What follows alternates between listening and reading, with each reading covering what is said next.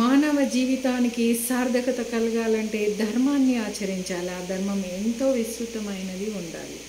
పెద్దలు ఆచరించేది అయి ఉండాలి. అయితే భగవద్గీత చదివినప్పుడు అది యజ్ఞంతో సమానం. భగవద్గీతలో చెప్పారు శ్రీకృష్ణుల వారు.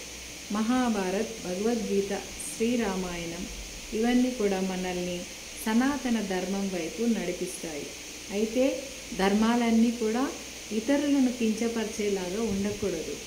ఊరికే ఎదుటివారిని నీ కులము నీ మతము, నీ కులము నీ మతము అని అంటూ ఉంటే అది మనకు చాలా బాధ కలిగిస్తుంటుంది వారికి.